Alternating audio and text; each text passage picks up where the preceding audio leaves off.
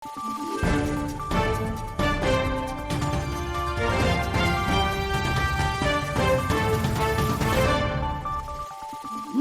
araw, Pilipinas!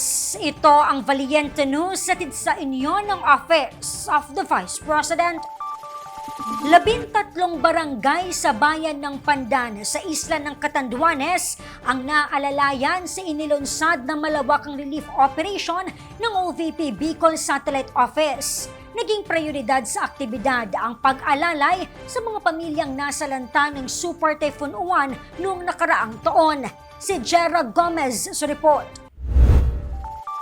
Sariwa pa sa alaala ni Maria Celia ng Barangay Canlubi, Bayan ng Pandan, ang bangis ng Super Typhoon Uwan nang humagupit ito sa lalawigan ng Catanduanes. Nung kalakasan ng bagyo po, umalis kami sa aming bahay.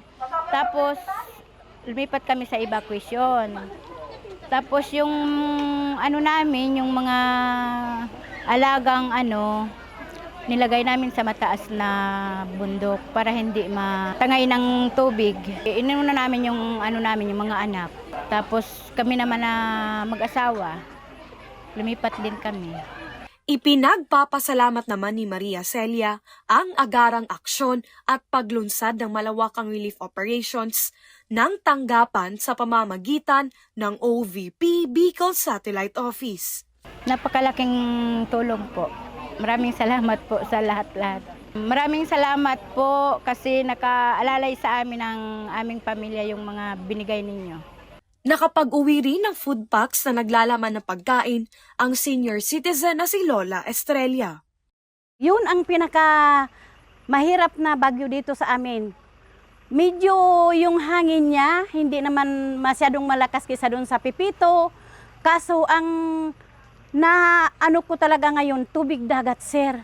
Malaking thank you ko po kay Vice President Sara Duterte kasi hindi namin inaasahan na may darating na tulong na galing sa kanya po.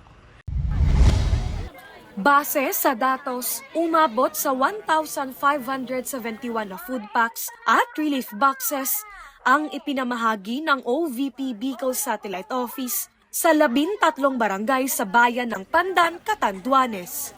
At ito ang Barangay Wagdas, San Roque, Baldoc, Canlubi, Hiop, maging sa Barangay San Isidro, Del Norte at Sur, San Andres, San Rafael, Oga, Santa Cruz at Porot. Ako po si Jera Gomez. Lahat para sa Diyos, bayan at pamilyang Pilipino. Valiente News.